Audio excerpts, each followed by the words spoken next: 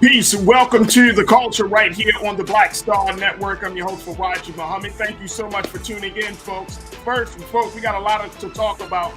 First conversation, let's talk about the January 6th committee, their fourth hearing, as they talked about Trump's political pressure on state legislators and election officials. We'll have that conversation. Also, we'll talk about the latest in the Ukraine-Russia conflict, as Russia has been able to get 2 hostages in this whole situation from America.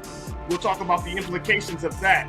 And I gotta have a question with you. How would you like your friends to respond if you were canceled? That's right. If your social media got you in trouble, how would you want your friends to come to your defense? We'll have that conversation. And later, Jussie Smollett talks about those who criticize the situation with him as being a hoax, and he got a lot to say about that. So we'll have those conversations and a whole lot more. Stay with us. It's all happening on today's edition of The Culture right here on the Black Star Network. Let's go.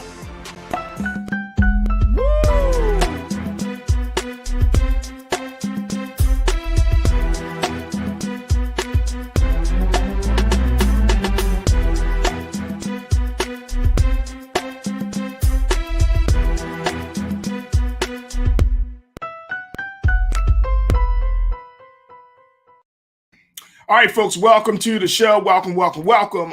So much to talk about, so let's jump right in. There has been, at this point, 4 hearings from the January 6th committee, the committee that's responsible to figuring out what really happened, what led to that day of January 6, 2021. That's been led by Representative Benny Thompson, the Democratic representative, and the Republican representative, Liz Cheney. Now, this particular hearing that happened yesterday afternoon focused on former President Trump's political pressure on state legislators and election officials, primarily in the states of Arizona and Georgia.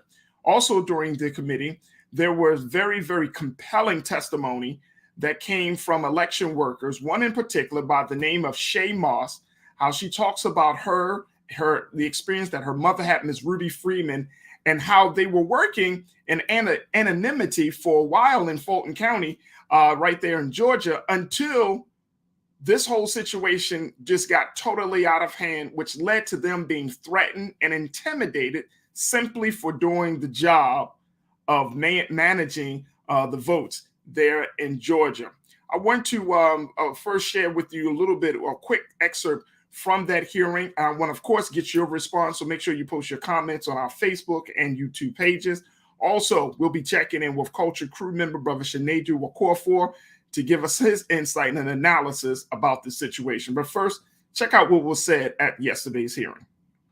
Ms. Moss, how has this experience of being targeted by the former president and his allies affected your life? It's turned my life upside down.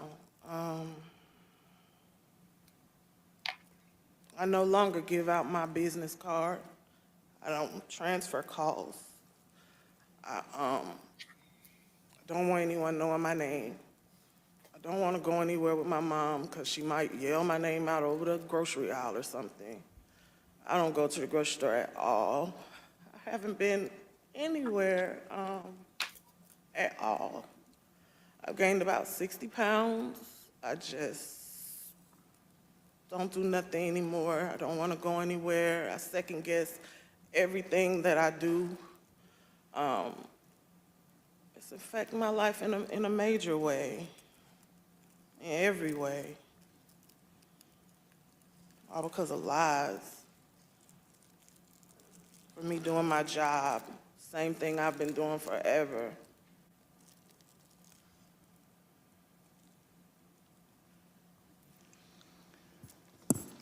Your mother also told the select committee about how she had to leave her own home for her safety and go into hiding after the FBI told her that it would not be safe for her there before January 6th and until the inauguration. Let's listen to a clip of her story in her own words. Around the week of January 6th, the FBI informed me that I needed to leave my home for safety. And I left my home for safety around that time. Understood. How long did you stay out? Did you remain outside of your home for your own safety? I stayed away from my home for approximately 2 months. It was horrible.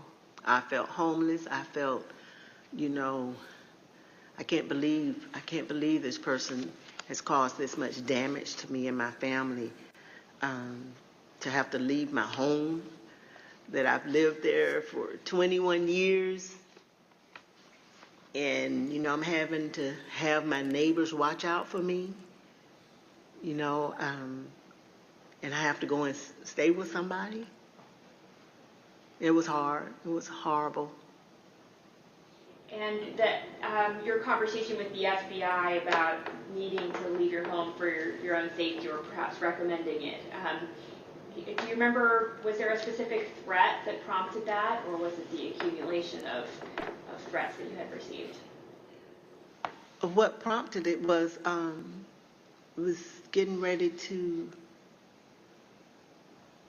January 6th was about to come, and they did not want me to be at home because of all the threats and everything that I had gotten. They didn't want me to be there in fear of, the people were coming to my home, and I had a lot of that, so they didn't want me to be there just in case something happened. I asked, how long am I going to have to be at home? And they said, at least until the inauguration.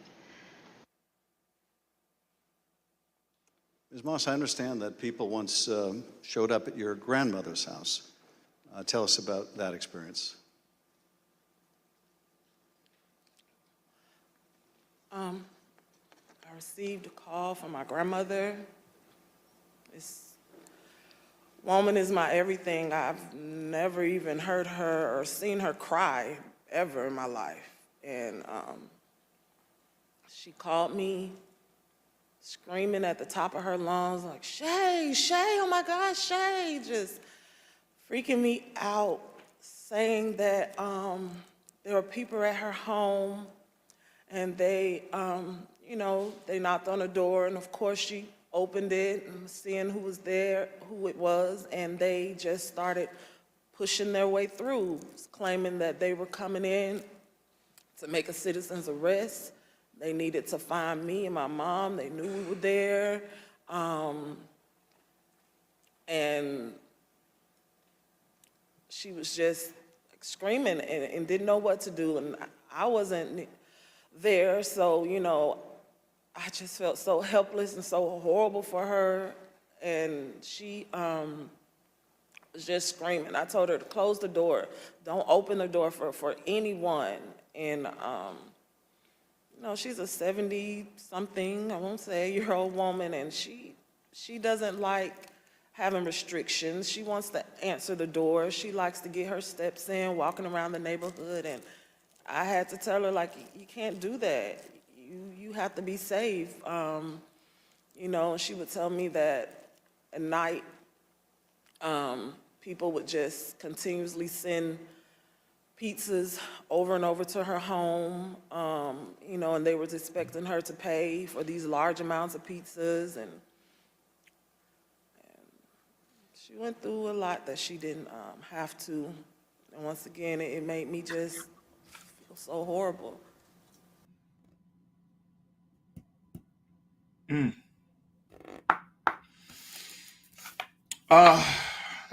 That's real hard to listen to. It was without warning, folks, that President Trump, Rudy Giuliani, his attorney, keyed in on this idea and this notion that the work that Ms. Shaye Moss and Ms. Ruby Freeman, that they were responsible for vote scamming. Trump called Ms. Freeman a professional vote scammer and a hustler. Giuliani said that Ms. Moss and Ms. Freeman had been passing around USB ports like vials of cocaine or heroin. I want to bring in our culture crew member, Brother Shanadu, who is a diversity, equity, and specialist, to talk to us a little bit about this situation. This came from yesterday's hearing, Brother Shanadu, and I've been listening to a lot of testimony, but it was this Black woman's story and her mother's story that drove home the point of how satanic this situation has really gotten. And we can even put race out there, because it was, she still, she said it, she's still in fear of her life over simply doing something that people are told that we should do, getting involved in the process. How do you make sense of this, bro? It was, thank you for having me, Farajii. It was really hard to hear her statement, and hearing it is one thing, but that's something she experienced. We all know that racism is a byproduct and child of hate. And I want to say this because I don't want this to be remiss. The fact that disgraced mayor of New York, Rudy Giuliani, made the statement of comparing the flash drive being moved around as a vial of crack. Cocaine and heroin, brother. Sorry, cocaine and heroin, excuse me. That's agenda setting. We learned that in communications. Yeah. That is no different to how when a Black man, a Black boy, is seen in a hoodie, he is now made to be an adult, a gangster, a thug. I think that was very dangerous, flagrant, and purposeful connotation. It's a shame what this young lady went through for doing something that is one of the most American things you can think of. serving her country one way or another. And I think what's even more damning and destructive is that we got to do all of this to find out what we already know. Right. They're doing, and to the point that depending on what happens and the recommendations that are made to Merrick Garland and his team, possibly nothing might come out of all of this. Right. And this woman speaking up now, at the hearing, the mother and the stories of the grandmother, their safety will forever be in jeopardy. Even especially if something does happen to the co-conspirators of this of the insurrection. And I just think that is disgraceful. And let's add to it too, Brother Shanadu, that the courage that it took for her to even make this testimony, to come to Washington to make the testimony, to put her story out there, right? It opens her up. Sure, for those of us who are watching it, we are, our hearts go out to her and her family, but then she got to go back home. And whatever backlash her testimony may have caused, she's going to have to kind of be re-traumatized again. That may be the situation. Now, I hope and pray it doesn't, but that may be the situation because, I mean, she's literally going to have to move out of the state of Georgia. If she, I don't know how else to say it because she's on national TV. Her name has been spoken by Trump. Her name was, and her mother's name was spoken by Giuliani. You know what I'm saying? Like everything. Let me go to the comments very quickly and check in with so many of our watchers that are taking a look at this situation. Let's go to Karina. Karina checked in. Karina, good to hear from you. You said the FBI warns Lady Ruby to leave her home before January 6th, doesn't place her in protective custody, and does not give Pelosi a heads up about what was coming.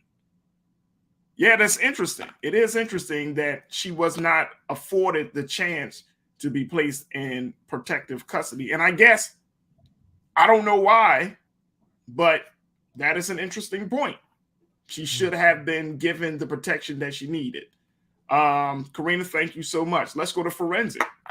Forensic accountant checked in and said, because his supporters are willing to die for him. Well, on that day, and leading up to that day, we saw that. I've been seeing a number of his supporters falling back. Now, they might be talking all of that, I don't know what was going on. I was not in my right frame of mind. I was in a state of insanity. Yeah. But on that day, y'all were willing to kill. And then on that day, y'all were willing to die. So I'm with you right there, Forensic. Thank you for checking in. Brother King Lee, my man, Brother King Lee, you said we're living in a very mean, evil world. Many folks will give one accolade, smiles, and hearts, and at the same time, sucker punch decent folks, right?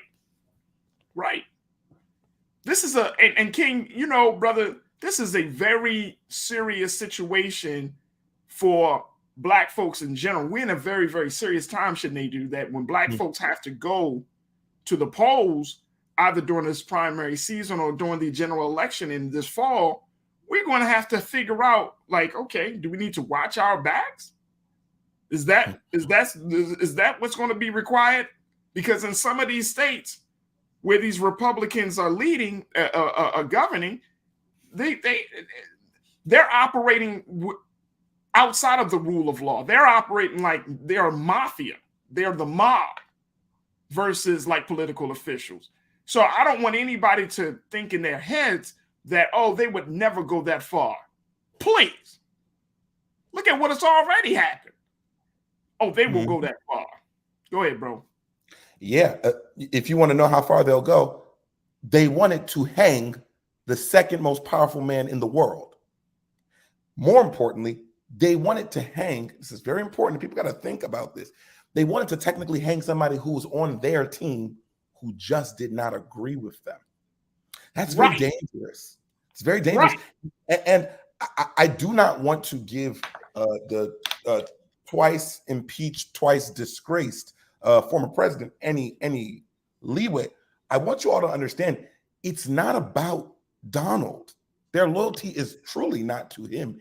He is a representation of their beliefs, of the beliefs of many white men. When I think about Georgia and this young lady having to move, not even speaking on what other Blacks or African Americans or minorities are going through in Georgia with their voting laws and their laws that don't allow people to bring water to them. This lady was doing her damn job. Right. And now she's getting blamed. She's getting the backlash. And what saddens me is Donald Trump is a free man running around Mar-a-Lago shooting up 18 holes of golf. Come on. Free. That is disgusting. Bob Woodward from the Watergate crisis made a really good point. He said, this is bigger than Watergate. But my question is, if it's bigger than Watergate, it saddens me that the Trump camp is very, very, very comfortable. And to me, that just leans into white supremacy and how powerful it is, even when the world can see that they are wrong.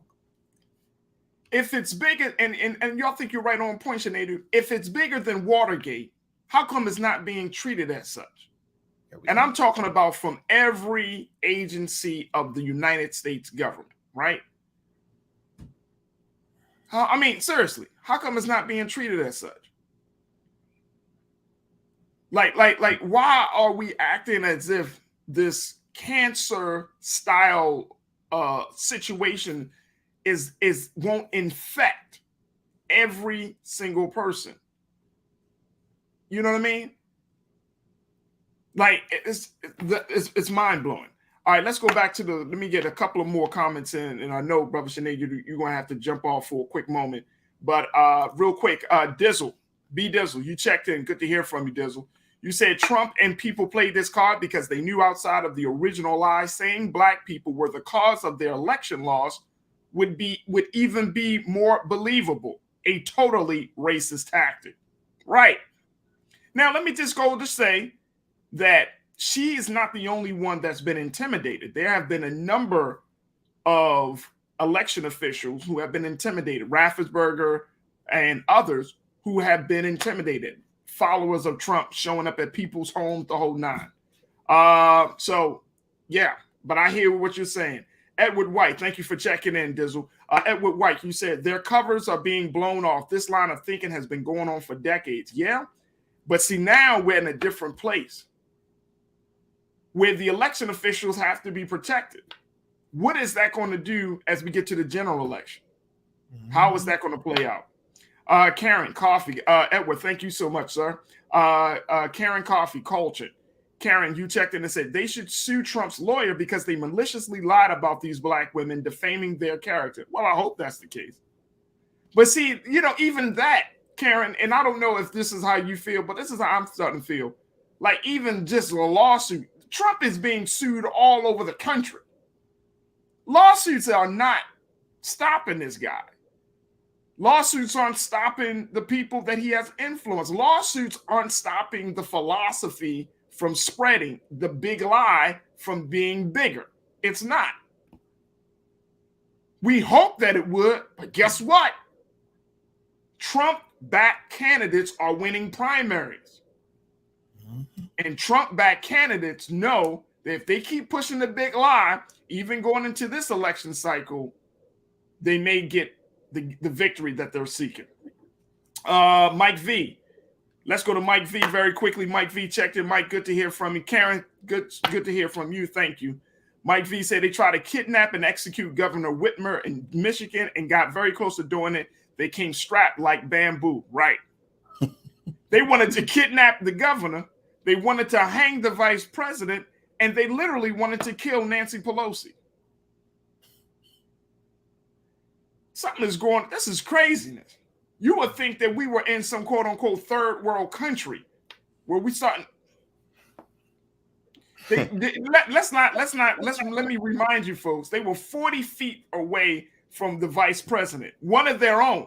If they were willing to kill one of their own, 40 feet away in the halls of the Capitol, please, we got nothing coming.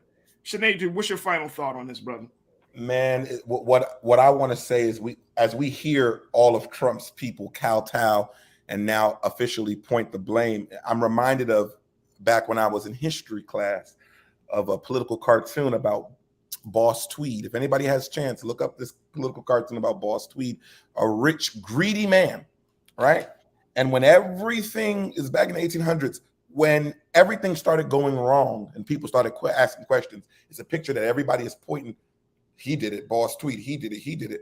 But no one had an issue when they were all benefiting off of the lunacy that Donald Trump spewed. And I think that's very interesting. I feel like everybody in his team is trying to now backtrack and look like heroes for stepping up. I forget the congressperson who just recently got booed, but you all were voting with him. You all were voting with him, agreeing with him. You all inflated this monster. And when you hear some of the recordings of those who said, we tried to tell him, even Bill Barr, we tried to tell him. But Bill Barr, you were recently on, I want to say it was ABC, if not CBS, a couple of months ago, and they asked you the most powerful question. If he ran again, would you work for him? Come on, and man. He said yes. Yes. So all of them need to go down. All of them in that order, starting with him, but all those cronies need to crumble under that jailhouse too. And this can't be a fine. And Mitch fine. McConnell said it. Mitch McConnell said it. I want to show this very quickly. Let me show this real quick screen. King Keenan, let's put this quote up on the screen, bro. This first quote. This came out of the Washington Post. There was a piece that was written about this. Those ignoring the January 6 revelations are guaranteeing more violence. It said, we didn't arrive at this precarious moment solely because of Trump. Trump couldn't have happened if Fox News and Republican elites hadn't normalized his threats to Democratic tradition. Now, they continue to do so with their breezy dismissal of the breathtaking revelations of the January 6 hearings. This was written by Mr. Dana Milbank for the Washington Post. And Mr. Milbank is a writer that looks at all of this stuff. But guess what? The breezy dismissal. Mm-hmm. See, this is going to be, I'm telling you, we may not see it, but maybe something is brewing in this country. And we got to sound the alarm on this, Brother Shanadu. Something is brewing in this country. And the reality is this is going to bite the Republicans right on the ass, because the American people are tired. Black people, white people, we're tired of this breezy dismissal of an idea whose time has come to crumble. We're tired. I think a lot of people in this country, and I'm even including, I'm saying white people, brown folks, Native Americans, Asian Americans, people are tired of the stench of white supremacy. People are tired. And people are saying, and I know it may not seem like it right now, folks, but I know people in various spaces and various circles are saying, man, something's got to be done, or else this thing is going underwater very quickly. Shanadu, I know you got to jump off. I appreciate you. We'll be checking back with you very soon, but I thank you for your time this afternoon, brother. All right. See you in a little bit. Yes, sir. Folks, we're going to take a quick pause. When we come back, we're going to switch gears. Let's look at what's happening internationally. We'll be checking in with Dr. Gerald Horn to get our weekly analysis and update about what's happening out of the Ukraine-Russian conflict as that continues to grow, folks. They have now been able to capture 2 Americans in this whole situation, and now the stakes are even higher for President Biden to respond. And we will talk about what his options are in his response. We'll have that conversation up next, so stay with us. A lot to get to in the second 30 of the culture here on the Black Star Network. We'll be right back.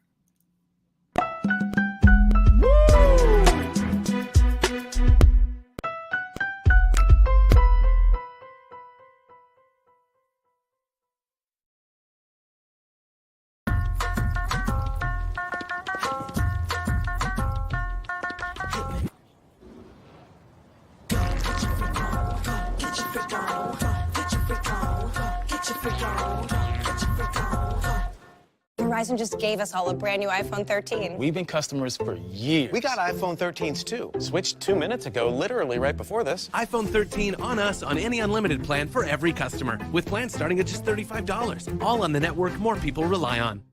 Love our new Alexa. It's a Buick. Yeah, Alexa. Buick. Alexa. It's a Buick. It's an Alexa. It's a Buick. It's an Alexa. Coach, that's a Buick. That's an Alexa. The Buick Enclave with available Alexa built-in. Pull up a chair. Take your seat. The Black Tape. With me, Dr. Greg Carr, here on the Black Star Network. Every week, we'll take a deeper dive into the world we're living in. Join the conversation only on the Black Star Network. I'm Deborah Owens, America's Wealth Coach, and my new show, Get Wealthy, focuses on the things that your financial advisor and bank isn't telling you, but you absolutely need to know. So watch Get Wealthy on the Black Star Network.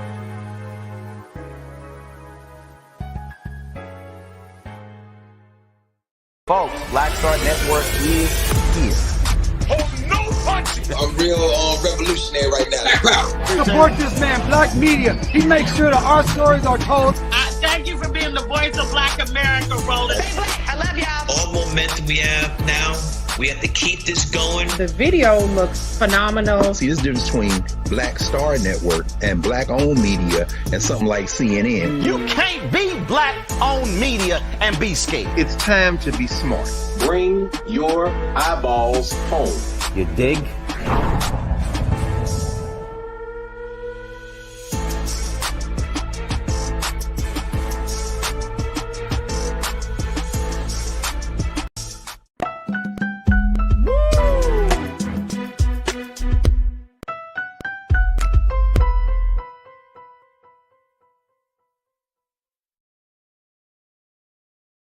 Folks, welcome back.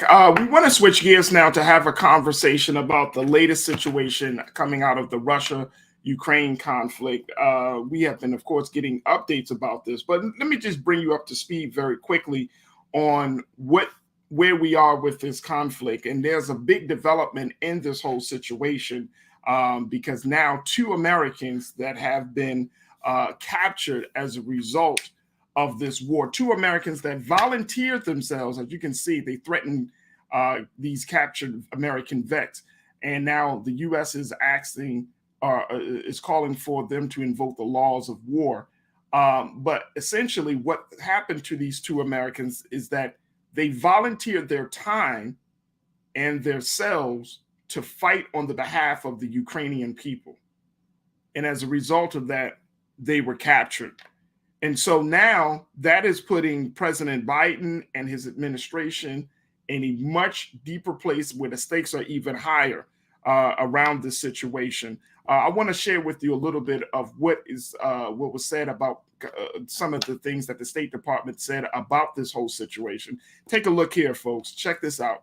The State Department put it out there saying yesterday that U.S. officials are in talks with Russian authorities about the 2 men, Alexander Druk, 39, and Andy Humnan of 29, who had volunteered to fight with the Ukrainian government forces. Now, the U.S. is also in touch with the families of the 2 men, both of whom are from Alabama, and with the International Committee of the Red Cross, according to the State Department. And so looking at this situation, it's going to be determined how President Bush is going to deal with, President Biden is going to deal with this. Both Druk and Hun were detained by pro-Russian forces while fighting in eastern Ukraine, and their case raises concern about the status of thousands of foreign volunteers currently fighting in the war-torn country. Human rights observers and legal scholars say foreign fighters serving under Ukrainian military command are entitled to prisoner of war status, and according to long-standing rules laid out by the Geneva Convention, should not be prosecuted. Now, this came from Town Magazine. Now, they also said, but Russian officials have instead labeled all foreigners who fight along the Ukrainians mercenaries, which is a legal term that means many international protections do not apply. Wow. We wanted to bring in our analyst to talk about this, Dr. Gerald Horn, who is a professor of History and African American Study from the University of Houston. Dr. Horn, good to hear from you, dear. Again, dear brother, how are you? It's all good. What about you? I'm all good, Doc. I'm all good. This situation with these two American veterans, they decided, and I felt that, I guess they were feeling so inspired to join the fight, they put themselves in harm's way. Now they've been captured. And as a result of that, President Biden is trying to advocate for them to not be prosecuted, for basically to keep them alive. What's the likelihood that Russia is going to listen and to follow the rules set out in the Geneva Convention? Well, it depends. As your setup piece suggested, there are different interpretations of the status of these two young men who were captured. If they're regarded as mercenaries, I would say that their fate is certainly uncertain. You should also know that Merrick Garland, the United States Attorney General, was just in Ukraine the other day, and he's pursuing war crimes prosecutions against various Russian officials. I doubt if that will put Russia in any mood to take a soft line with regard to these two U.S. nationals that have been captured. And in any case, as your remarks suggested, this conflict is getting worse by the day. Yeah. The latest crisis is that the Russian city of Kaliningrad, if you look at your map, you see that it's equivalent to Alaska. You know that Alaska is not connected to the lower 48, it's separated by Canada. Kaliningrad is not connected to the Russian mainland, it's 300 miles away, but it borders Lithuania and Poland. And what's happening now is that Lithuania is enforcing a so-called de facto blockade against Kaliningrad. Moscow says this crisis will not be settled diplomatically, which is quite ominous. Keep in mind that relations between Lithuania and Russia are strained in the best of times because there's a large Russian-speaking population in Lithuania, a legacy of Lithuania formerly being part of the Soviet Union, and they are crying discrimination all the time. Keep in mind as well that relations between Russia and the United States neighbor, speaking of Canada, are also worsening. That is to say that at the top of the world, in the Arctic, you have continuing conflict between Russia and Canada that could spiral out of control at any moment. And now we know that Mr. Biden is headed to Saudi Arabia, despite the fact that he excoriated and denounced Saudi Arabia when he was candidate Biden because of various human rights violations in Saudi Arabia. But given the fact that this Ukraine-Russia conflict has led to an escalation and skyrocketing of the price of gasoline at the pump, Mr. Biden is heading to Saudi Arabia with hat in hand, basically imploring the Saudis and their Arab allies to pump more oil. In fact, Mr. Biden, in a rather obvious and transparent effort to collect votes for November, has suggested that the gas tax be suspended for 3 months. I assume that'll end on the first Tuesday in November, at which point it'll go back up. And part of the problem with regard to the United States and the energy question is that the boycott of Russian energy, and Russia is basically number 2 to either the United States or Saudi Arabia in terms of producing oil. What's happening is that Russian oil is being snapped up on the cheap, not only by China, but by the ostensible US ally that is India. And that has meant that the Russian economy has not collapsed. In fact, by some measures, the rate of inflation in Russia is lower than the rate of inflation in the United States of America. So one has to wonder who's being sanctioned. That's a big question. That's the big question there, Dr. Horn. And as we look at this situation, I mean, you're talking about all of these countries and all these nations are being pulled in, either inadvertently or advertently by the United States. And I'm wondering, considering that Russia is still feeling the extreme pressure of sanctions, they're still feeling the extreme pressure of their currency losing value, they're losing allies and friends. They're getting back into a corner. So this doesn't bode well for those 2 American vets who are in their captivity there. This doesn't, I mean, this doesn't create a situation where these two vets might either be placed under the POW status and be protected, or just simply stay, kept alive. It also does not bode well for Brittany Griner. Recall that some months ago, the Right. 6'8" basketball star, women's basketball star, was detained at an airport in Russia because supposedly she had some form of marijuana in her suitcase. Supposedly, there are negotiations taking place to release her. They don't seem to be going very well. And keep in mind as well, speaking of soldiers who are not Russian and not Ukrainian who were captured on the battlefield, just today, the BBC has reported that there have been some West Africans, believe it or not, who were fighting with the Ukrainians who have been captured by the Russians. Their fate is also unclear.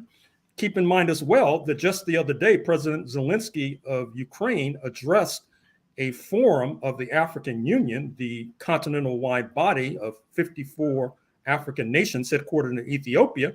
He made a plea to them, but apparently that plea did not necessarily resonate because a significant number of African nations are still in the corner of Moscow. And as I think we've talked about on this program before, this has led the Congressional Black Caucus, led by Congressman Gregory Meeks of Southeast Queens, New York, to carry legislation that passed the House by an overwhelming margin that would punish and sanction those African nations who refused to join the sanctions crusade against Moscow. Now, obviously, this is not going down very well in South Africa, which is the leading African nation that has refused to join the sanctions crusade. And so this crisis in Central and Eastern Europe is now spreading like an oil spill throughout the world with consequences that are difficult to predict. Absolutely. Absolutely. We could take some comments from our watchers, folks, if you want to post your comments as we continue to talk to Dr. Gerald Horne, the Morse Professorship of History and African American Studies at the University of Houston. Dr. Horne, talk to us about just some of the other things that Russia is doing right now. I'm looking at the fact that the Institute for War put out an analysis note saying that Russia may be possibly doing what they call a purge of their commanders, as they have fired some of their top commanders in the field and essentially promoted lower ranking officers right in the middle of this conflict. What is happening with that, and how will that play out over these next few weeks, do you think? Well, part of the problem, as you know, is that the United States for months now has been sharing intelligence with the Ukrainians. The Ukrainians have used that intelligence to pick off, that is to say, kill a number of leading Russian generals. And therefore, Russia has to dip a bit more deeply into the ranks to promote officers to the rank of general. And given the mortality rate of these Russian generals, that does not necessarily bode well for their futures. Keep in mind as well that because of U.S. intelligence, the Ukrainians were able to severely damage, if not sink, a leading Russian naval vessel, which then had knock-on effects in terms of removing from service a number of Russian admirals. And once again, Russia has to dig deeper into the ranks to promote officers who may not have been promoted but for the damaging of this Russian ship, Moskva. So this is a crisis, once again, that's spinning out of control. Yeah. The wounding and killing of Ukrainian soldiers is basically off the charts. And I think that's one of the reasons why they've had to rely upon what Moscow would call mercenaries. That is to say that there's so many Ukrainian young men who are finding their ways to a grave that Ukrainians have to put out an all points bulletin all around the world to West Africa, to the United States, calling for the replenishing of their armed forces. This does not bode very well. And speaking of not boding very well, keep in mind as well that the latest news from Western Europe is not only that Russia is turning off the tap with regard to sending natural gas supplies to Western Europe. Now, in the summer, that's not significant, although it will have impact upon Western Europe's manufacturing and factories. But in a few months, the winter will be here, and one has to wonder, will the Western Europeans try to sue for peace once a significant percentage of their citizenry are freezing in the dark in Berlin, Paris, etc.? So this is what Mr. Biden has to contemplate as he heads to Saudi Arabia to try to get more oil pumped, because he knows that right now this crisis is really spinning out of control. Oh, no doubt. No doubt. Let me just share with a couple of our watchers are saying, King Saul, good to hear from you. King Saul said something fishy is going on. Out of those people fighting, they captured 2 Americans. Ukraine probably set those 2 Americans up so that the United States can get more involved. I don't know how to really respond to that, Dr. Horn, but we have seen the United States do some cruddy things internationally. Well, I understand why King Saul came to that conclusion. Certainly, if I were in Ukraine, that's what I would do.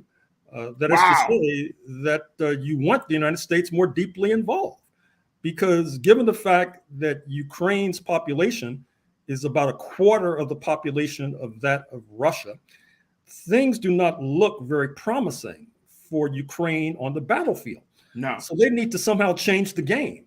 And certainly getting the United States more deeply involved beyond the billions and billions that the U.S. taxpayers have been sending to that part of Central and Eastern Europe, that seems to be a high priority right now for Kiev. Absolutely.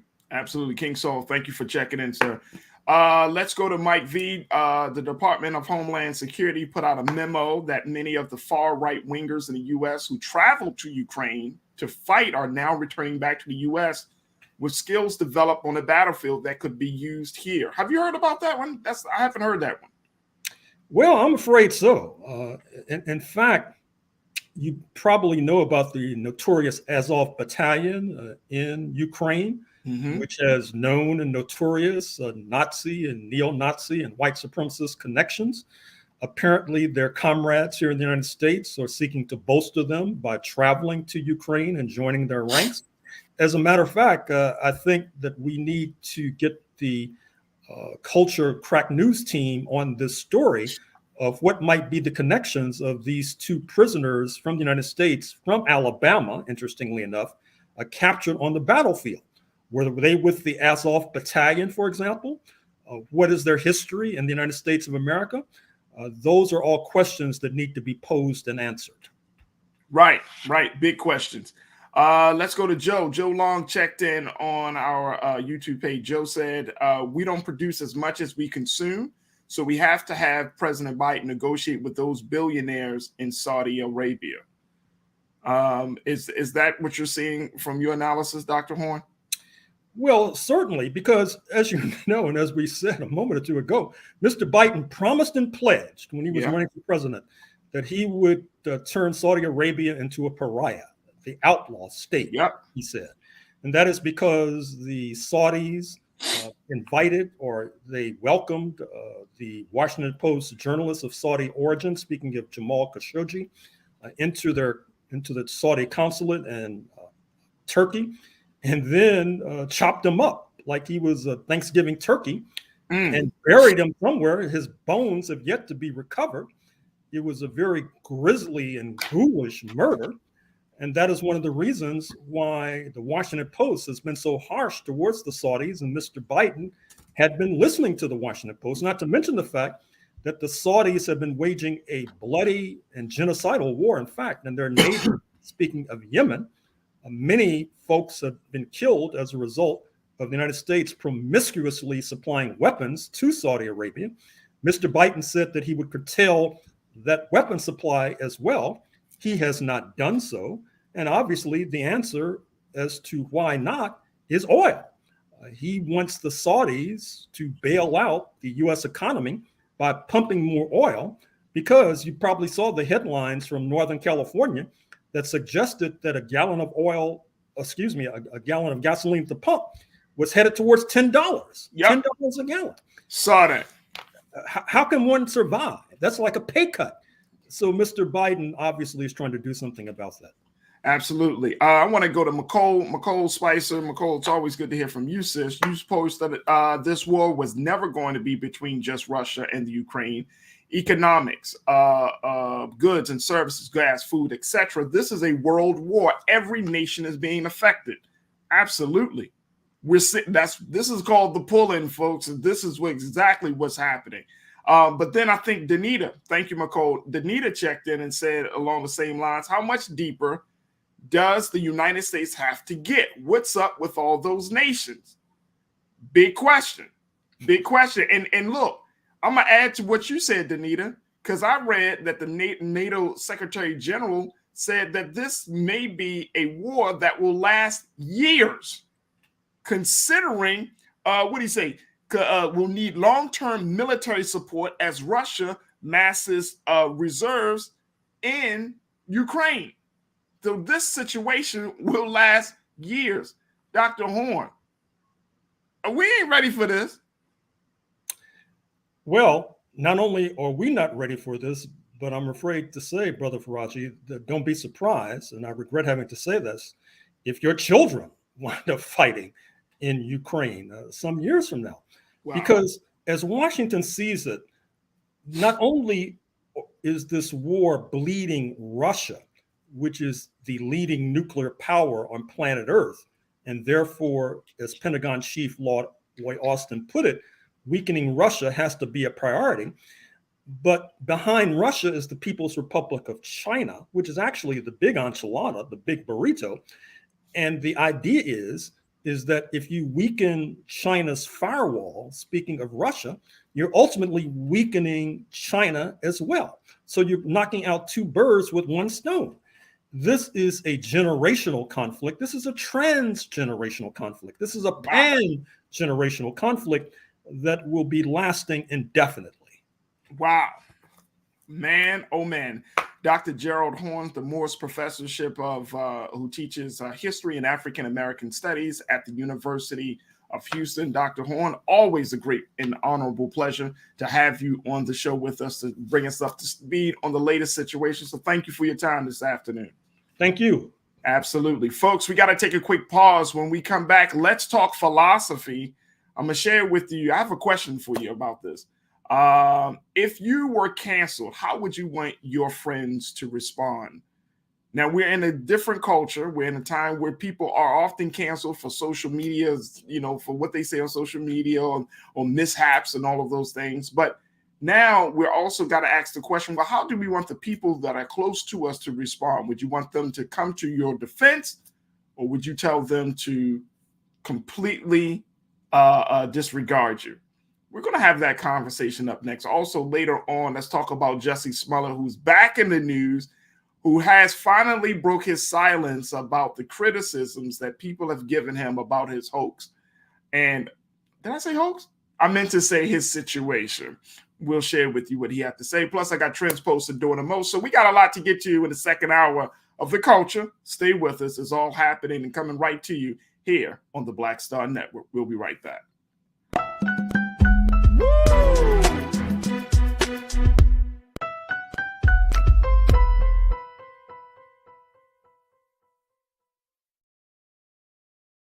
iPhone 13 on us for every customer. Current, new, everyone.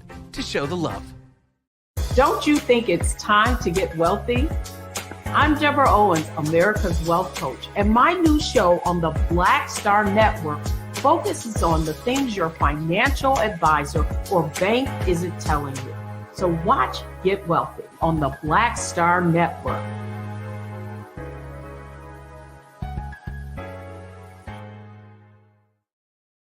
Hi, I'm Dr. Jackie Hood Martin, and I have a question for you. Ever feel as if your life is teetering and the weight and pressure of the world is consistently on your shoulders? Well, let me tell you, living a balanced life isn't easy. Join me each Tuesday on Black Star Network for A Balanced Life with Dr. Jackie. We'll laugh together, cry together, pull ourselves together, and cheer each other on. So join me for new shows each Tuesday on Black Star Network, A Balanced Life with Dr. Jackie.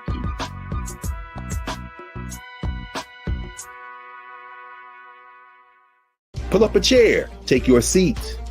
The Black Tape with me, Dr. Greg Carr, here on the Black Star Network. Every week, we'll take a deeper dive into the world we're living in. Join the conversation only on the Black Star Network.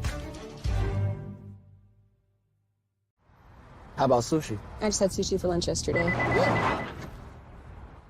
How about tacos? Automatic emergency braking, one of 6 advanced safety features standard on every 2022 Chevy Equinox. Find new technology. Find new roads. Chevrolet.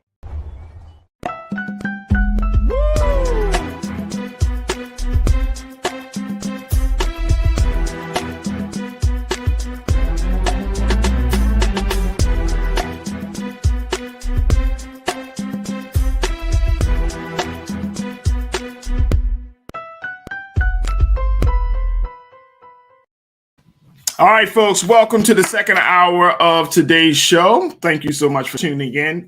Great first hour, as we talked about everything from the January 6th hearings, just a little bit, some of the compelling testimony that was given there, to what's the latest that is happening with Russia and Ukraine. So make sure you tune in to that first hour. Don't miss it at all. Now I wanted to talk to you about something that I think that is a much more cultural conversation, because the show is called The Culture. I wanted to have a discussion about being canceled and how would you want your friends to respond. Now, this came out of this came as a result of a piece that Dr. Agnes Callard wrote in the New York Times. If I get canceled, let them eat me alive. Now, let me share with you just a little bit about what Dr. Callard, who teaches about philosophy at the University of Chicago, what she had to say about this whole idea. Keenan, let's post that first quote. She said, "What would your friends help you if you got canceled?" This is the big question, folks. How would you want your friends to respond? She said, "The most important component of not fighting cancellation is not recruiting friends to my cause. The expectation that one's friends exhibit the quote-unquote courage to speak up on one's behalf, the inclination to see the cancellation as a test of the friendship, which certainly requires proof of loyalty. These are the first steps on the road to the friend purge. Here it is how it goes. A few of the cancelees' friends meet the expectation to speak up in support, but those who remain silent, which is most of them, become suspect. New publicly aligned friends are acquired to take their place." She goes further on to say that that when you are canceled, the beleaguered cancelee now feels she sees or who her real friends are, but in fact, she has no friends anymore. All she has are allies. First, she turned her friends and perhaps even her family members into allies, and then she acquired more allies to fill the ranks of the purged friends. The end result is a united front. But what I would call real friendship has gone missing in the bargain. Now, this is an idea, folks, that I think that we should talk about, because so many of us, if you're on social media, you know that it's so easy to get canceled. And I'm not just talking about the celebrity style cancel, where there's all these people that's like, oh, you said something wrong or you did something 10 years ago, and it is just absolutely abhorrent. So as a result, you need to be canceled. But what about people who you just don't disagree with? I mean, just don't agree with. And they wind up saying, well, you know what you said is offensive. What you did is offensive. Therefore, you should be canceled. Do you want your friends to come to your defense? Do you want people to speak up for you? Or do you want to kind of be in this place where you can speak for yourself? Do you want to be in this place where you feel like, you know what? I don't need everybody to kind of plead my case here. I can just stand in this and what I believe. Because I think that in this day and time, our culture, especially on social media, we love the idea of people always defending us, protecting us. We love the idea of people always feeling like, you know what, these are my real friends. And would you be mad that if somebody called for you to not be heard, not be seen, to essentially be canceled, and your friends decided, your people that you know that are in your circle, they decided, you know what, I'm not going to say anything. Would you count them out as being real friends? I want to bring back our culture crew member, Brother Sinedu Wakwafor, who is a diversity, inclusion, and equity specialist, to talk about this. Sinedu, we're in the time of cancellation. People get canceled all the time, left and right. People get shut down. I see people get blocked on social media. You say the wrong thing, especially, I think it's funny. I mean, it might not be funny to the guys that they do it to, but it's funny when I see women cancel guys or block guys and say, oh, delete, oh, block. You know what I mean? But when we're in a space like this and we expect people to speak up for us, right? Like, should we have that expectation? Well, I'm gonna say this first. Ain't nobody canceling me because I was subscribed by something higher. I'm just gonna leave that there. But oh, I think about this every day, especially in my position. Oh yeah, I ain't gonna say they do. Honestly, can I keep it real with you? Because nobody else is watching. Nobody else is listening. Honestly, I think about this too. I do. I do. I'm like, you know what? I've been blessed with this platform. You know what I'm saying? And you know, when you're in front of, it's like when I do radio shows, my radio show, radio broadcasting, it's one thing, right? That's the radio. People don't see you. But when people see you, it's just something totally different about the medium of actually seeing a person, right?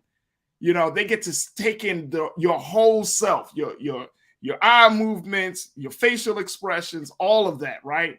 So they can hear, not only are they hearing whether you are sincere or if you believed a certain way or if you're lying, but they can also see. You know what I'm saying? So even when we have these conversations, I have to say, okay, Farajii, where do you stand on this conversation?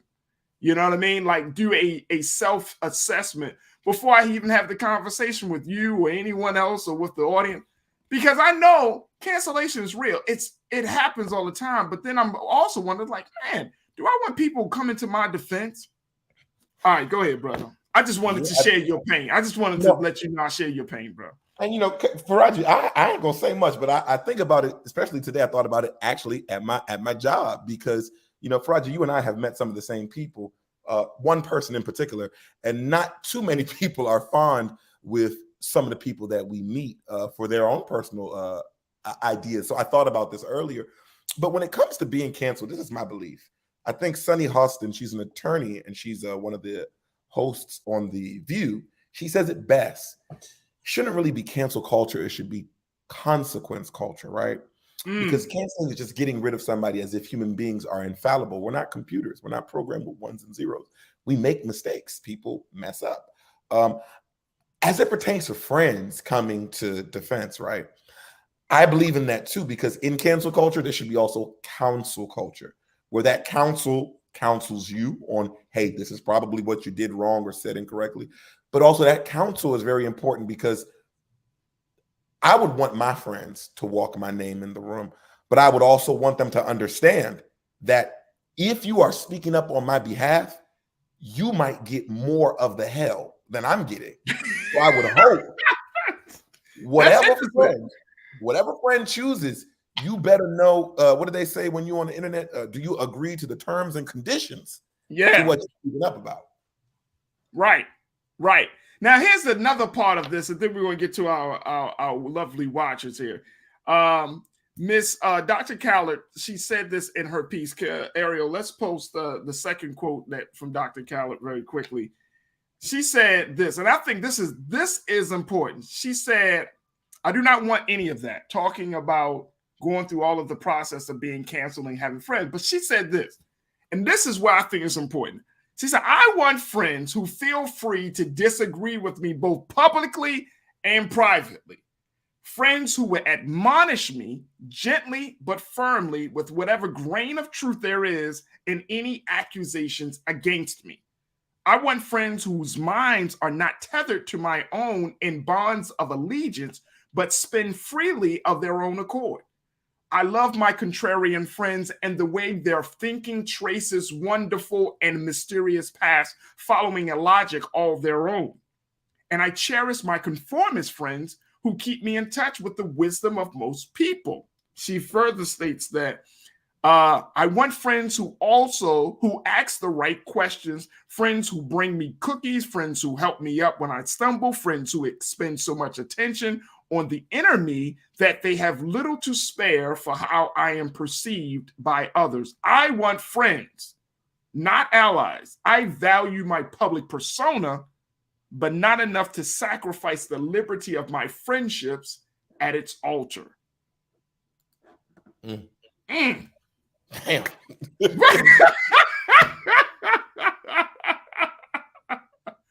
Look, let me tell you something. You know, they have a couple of sayings, and you know this, Sinead, do. They say birds of a feather flock together, right? But then they also say, and this is like a law of success, that your success depends upon the people that you're around the most, right? Like how high you will go or how low you will go, right?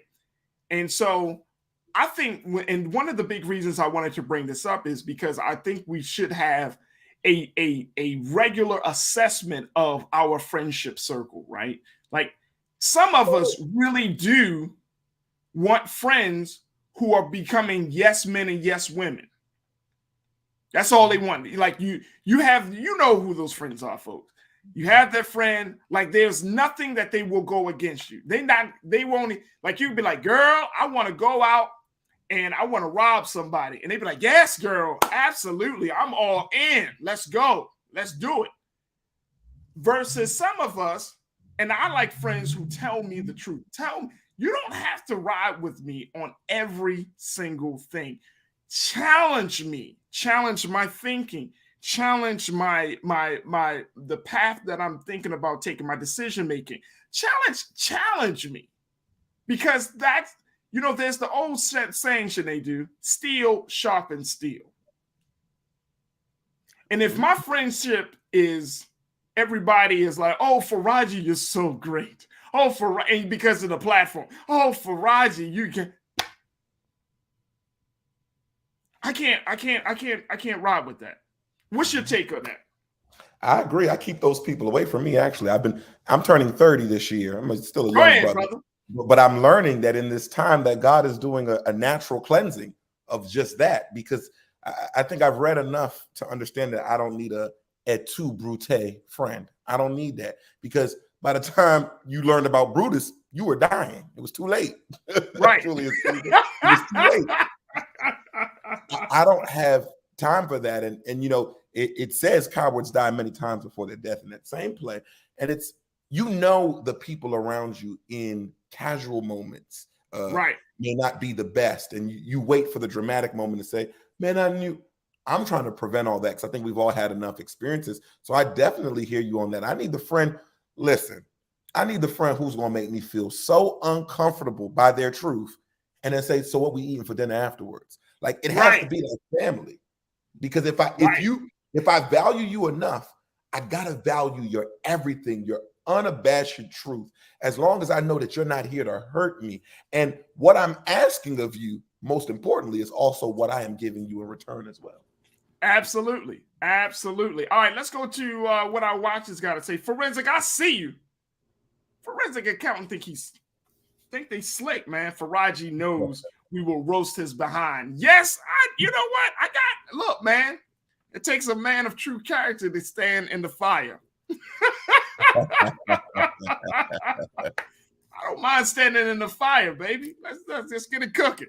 All right, let me just share with folks that have to, and again, this is a different conversation, but I think, again, we need to look at culturally where we are with our friendships, because a lot of our friendship, especially when it comes to very sensitive topics, whether you're talking about race issues, you're talking about equity and gender issues, whether you're talking about economics, a lot of this stuff, you know that when y'all post certain things on social media and people don't agree with you, most people, and this may not be you watching, but somebody watching, y'all know that when you post something on social media, your viewpoint about an issue or topic, you want to have the maximum number of likes, people to agree with you. That's just human nature. The moment that you start to have, Now, you might have 100 likes, 100 people say, I agree with you, and you might have 10 people say, I disagree with you. You're going to naturally go to the 10 people and be like, who the 10 people that disagree with me on? Huh? With 10 people. And if you find it's somebody that's close to you in your circle, you ready to start the comments. You ready to start the, all right, boom, I'm going for him. I'm going for him. You know it. You know it. 100 people can be like, yo, you right, you right, you right. 10 people. It takes you ready for them. All right, let's go to Zoe. Zoe Bing checking in. Zoe, good to hear from you. Zoe said, if you are my friend, I'm riding with you through the good and the bad, but I'm also going to tell you when you're wrong. Yeah.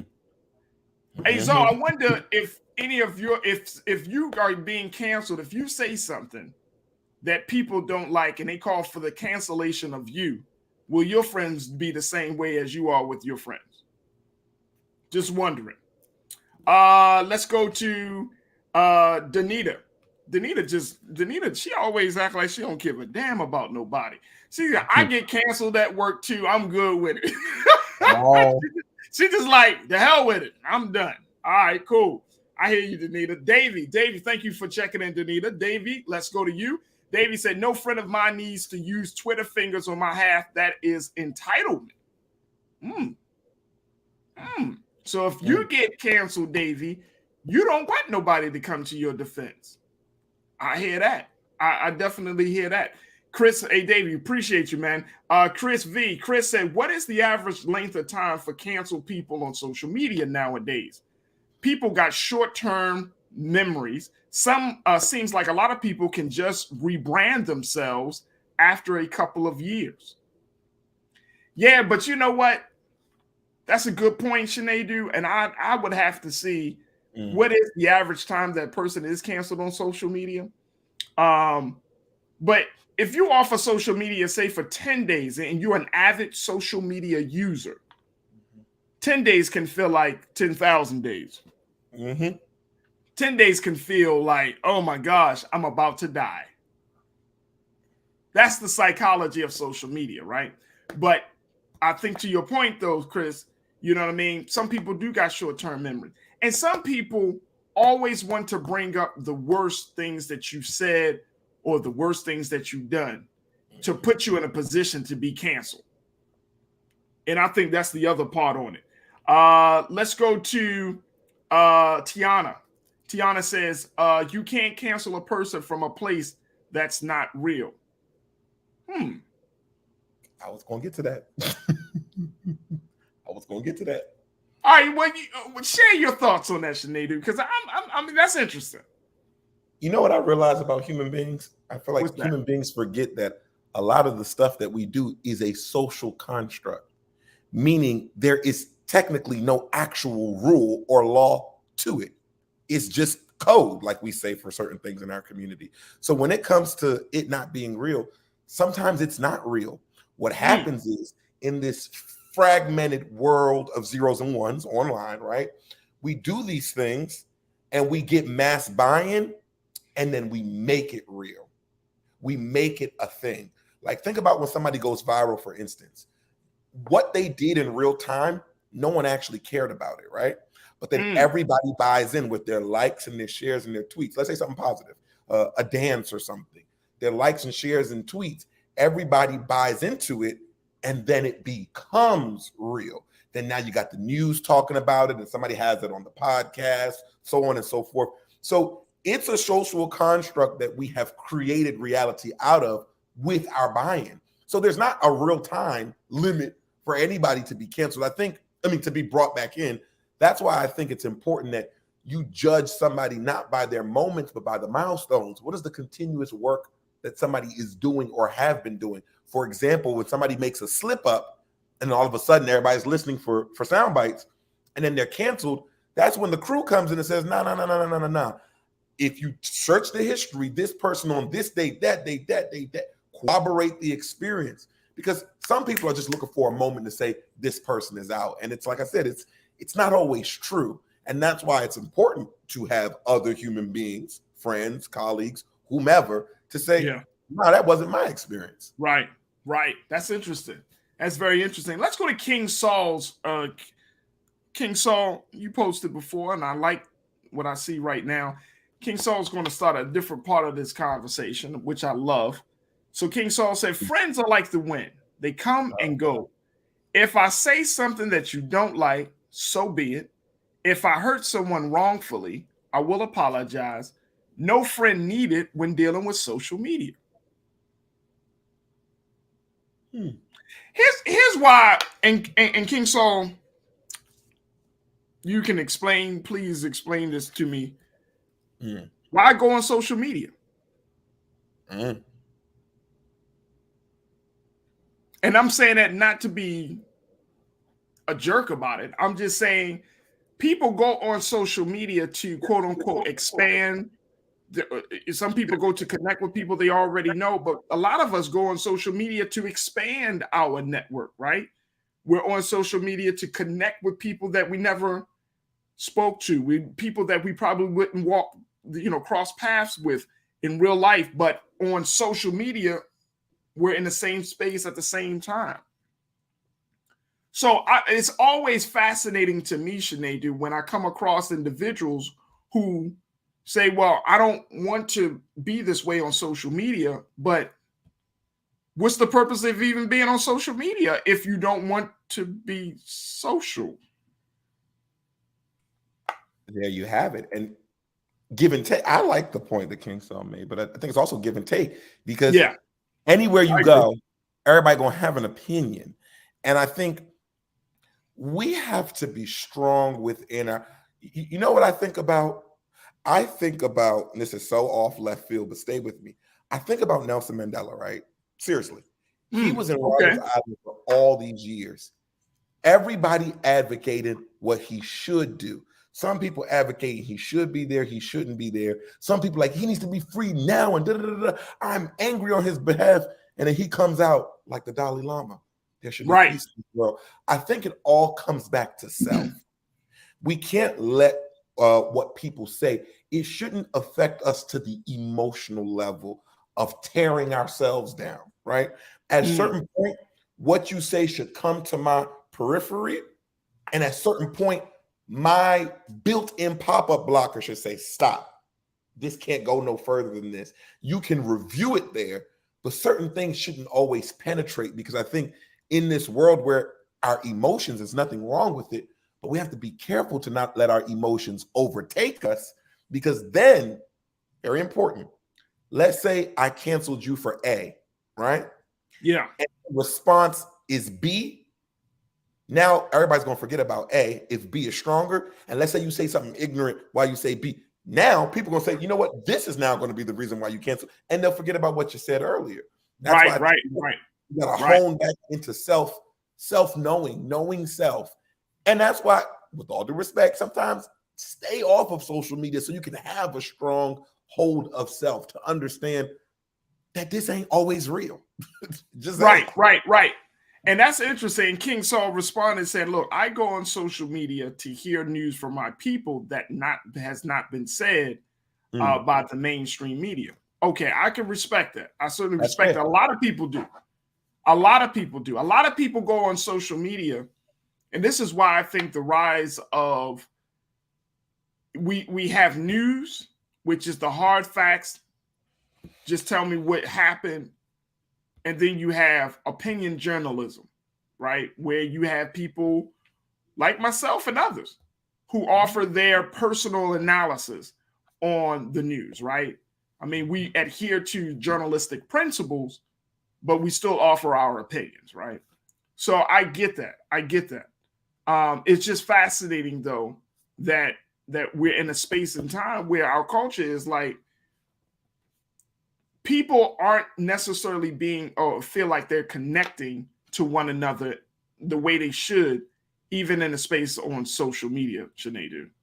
Like people still feel disconnected, alone, even though they have 1,000 friends on their friends list, you know? And I think that social media is a great opportunity for us to have some deeper conversations and for us to look at how we see ourselves in relationship to other people, where we fit, where we put ourselves in relationship to other people. I mean, yes, you can, and I love, and the thing about social media, it started with Facebook. I mean, you could go back as MySpace, but Facebook really did an excellent job in making us believe that the people that we connect with through technology is our friend. And friend has a very heavy connotation. This is someone that you can lean on. This is someone that you can confide in. This is someone that you can trust, right? This is someone who you support and who supports you. Friend has a heavy, they didn't say, welcome to Facebook, you have one or two connectors. It says, no, you have a new friend. And we have all been conditioned to believe that if I friend you, then you are going to treat me with respect. If I friend you, you're going to support me in my expression. If I friend you, you're going to defend me if I'm under attack. But that's not the case. Farajii, you done said something. You don't know it, but you done said something now. You done said something now. You got the people going, wow, you done said something now. Talk to me, man. Talk to me. That's real. And when you said that, it made me think of LinkedIn, right? LinkedIn uses the term connection, right? Because that's what we are usually, just a connection. And I think when you use the word, because terms have really, really deep meaning, friends, you're now putting expectations on strangers. And you ask yourself, even the people that you may know, let's say somebody you went to college with, right? What have Right. You. Just because we went to college, it don't even mean we may have not even been friends there, but because the community of Facebook calls anybody you connect with a friend, or Instagram a follower. And I think follower is even more dangerous because we got, hear what's going on. But I think those terms, because again, we're social, we're human beings, those terms have now morphed how we view a friend. And now maybe in real life, we're expecting people who may just be transactional to be friends when they just might be what LinkedIn says, a connection. And see, that's see, that's why I love having you on, Sinead. Why they put us together? Hey, man, this is critical thinking 101. Look, that's the point. You know what I'm saying? And so when we're talking about, you started this whole conversation talking about consequence culture, right? Like this, there is a consequence, right? This puts us all in a space where we have to be considerate of everybody that we're connected or linked into, that follows us or that friends us, right? Because now when you can't just say anything. And I think there is a small revolution that is happening in this country on social media where people feel like they have to walk on eggshells. Because why? Here's why. I'm gonna lay it out. We want as many people on to gravitate towards us. So we want the number of followers. We want the number of connections. We want the number of friends. But we want to be able to say anything we want without any consequence. We want to be able to just express ourselves with no repercussions. And guess what? You can't. I was waiting for it. You really can't. If you are just accepting people, like if you get like Sinead who's been on this show, your followers are going up. You know, people are saying, "Oh, Sinead, I saw you on Black Star, boom, boom, boom, boom, boom," and you're like, "Yeah," and you finagle this, and this is what happens in the media space for me and other folks, right? So we you know, I'm on a show, and then I put it out there, and people are like, "Oh, I love that show," and I like, okay, so I'm a friend this. Now, I don't know the ideology of everybody that I'm friends with or I connect with, or I don't know, but I'm assuming that hey, you know what? If you want to be friends with me, you must have done your research. And it's not like that. This thing is becoming about numbers. This is about okay, how many people can I get on my friends list? Because then from the media side, let me tell y'all, folks, when I go and do certain events, right? Some events, they actually ask you the question, well, how many followers do you have? Right? If I say, oh, I got 2,500 followers. Oh, I'm so sorry. You know, we wanted to have somebody that has 10,000 followers. But y'all not really following me, because if I express myself a certain way, them 10,000 folks are going to, some of them 10,000 folks are going to be offended. Some of those 10,000 folks are going to feel left out and disregarded. It's like we are put ourselves in these catch-22 situations, and then we become canceled. And as a result of that, we're trying to figure it out. Like, is it strange that celebrities can say the wildest stuff out of their mouths and then they get canceled? Because guess what? Some people follow them because of who they are, and some people follow them because of their ideology, and some people follow them because it's the cool thing to do.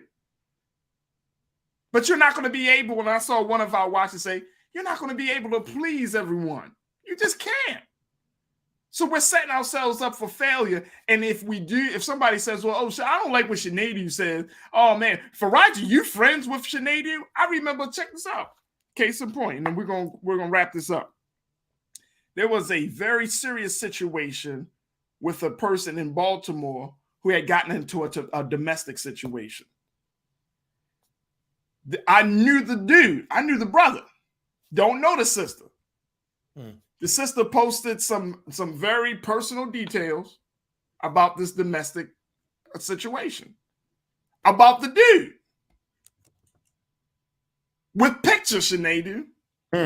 Long stories, you know. And I know that's where we are now on social media. Like, we put out our personal details, personal information. I want to tell y'all who the real side of this person, that type of thing. Now, now, here's the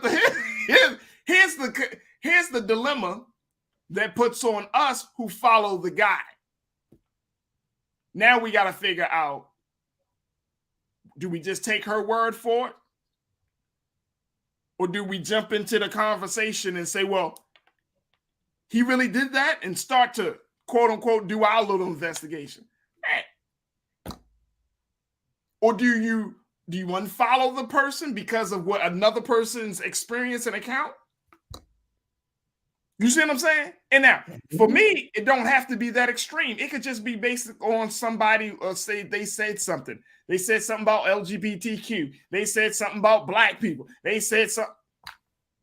But it puts this responsibility on us in a way where we just have to figure out, like, damn, do I want to be associated with this kind of person? And that's the hard part. That's the hard part. What you got, your final words on this? I was going to say that's a really good point. Saying that a couple times in my life. I was going to say something about what you were saying about the followers. Yeah. Remember, let's break down the word social media. When people start looking, when we see people going crazy over the follower stuff, where did that come from? Right. It came from media, where the metric was how many people were watching my show. And once media got built off of how many people are watching, then media became more of entertainment than information, like the news. Check Fox News 30 years ago. Check CNN 30 years ago. Check CBS, ABC 30, 40 years ago. And see how that changed, because now we're basing truth not off of its validity, but off of numbers. We have to be very, very careful with this number game that we play in social media, and saying that because this person has this much, that they are valued by. It's almost like Black Mirror had an episode about that, about how it's like we're ranking human beings. Right. Could you imagine, by these numbers? That's right. Dangerous. That's dangerous. Woo! And when the real ranking, I'm gonna lead us there. The real ranking at the end of the day, the real one, the only one that matters, man can't follow or unfollow. So we have to be careful with what we are, what these powers that we're given to mere beings. Hey, look, and you and just to go even further. I'm not gonna say go further because that's high. I'm gonna add to it.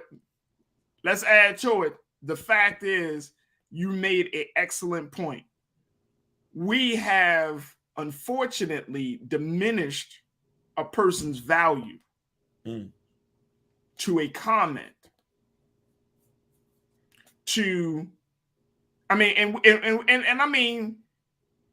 We've diminished people. Classic example. This is something I hear across the board. I might have said it a couple of times. You don't like the way a person says something. This person is trash. And look how we just diminished them. We just diminished them. We just completely took them from a human being to rubbish. Rubbish. We just totally took the humanity out of them. Oh, you read that comment? They're garbage. They're trash. Block them. They don't even need to be heard, seen. Block them. Delete. You know what I mean? And look, the person just could be uneducated about a subject, or they could just be, you know what I mean? They just not as cultured as you are. And we just delete. Instead of saying, like, using the opportunity as a teaching opportunity, right? Now, if you're trying to empower, you're trying to teach somebody to think a little bit broadly, to think a little bit, get more open-minded, and they're fighting you fist and hand and foot, and they, no. After a while, it's like, all right, I'm not putting no more energy into this. Right. You know what I mean? But that delete button, that block button, that trash assessment is always there. And look at that. The end result of that, Sinead, really quickly, is our timeline starts to look like an echo chamber instead of a timeline that's going to challenge us to think deeper. Right? And then here's the kicker. So then you trashed and you deleted and you blocked all of the people that have a contrary view to you. And then you get mad because everybody's posting the same thing, talking about the same thing. Man, my situation is dry. They all talk about the same thing. Damn, ain't nobody. True. Wait, you put all these barriers up. I don't mind having people have different viewpoints. And I don't know why we get so afraid. If you have a different viewpoint, okay. My thing is, make sure that just stand strong on your viewpoint. Maybe your viewpoint can give me an opportunity for me to see things differently. I don't want to see everything the same way all the time by the same people. There's no growth. And I think that's the big thing. Like, we don't challenge ourselves to want to grow. And as a result of that, we cancel people. Trash. All right, look, we got to take a quick break. When we come back, Jussie Smollett responds to the criticism that his whole situation was just a hoax. I'll share that with you and a whole lot more. Stay with us. It's The Culture on the Black Star Network.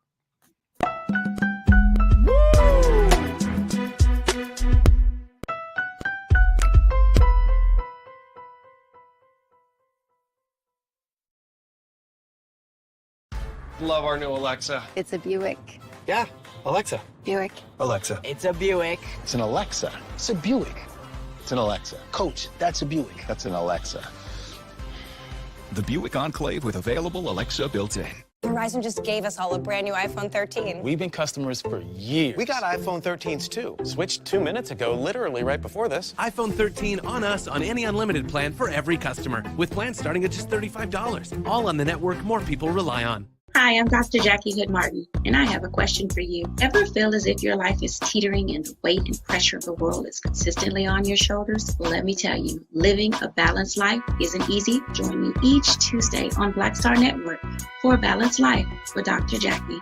We'll laugh together, cry together, pull ourselves together, and cheer each other on. So join me for new shows each Tuesday on Black Star Network, A Balanced Life with Dr. Jackie.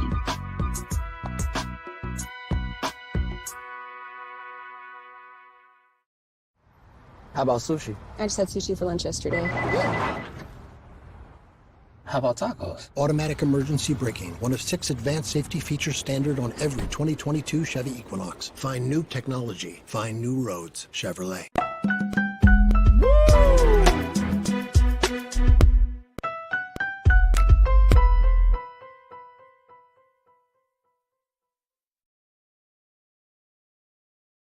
All right, folks, let us now talk about something that I think all of you are very interested in.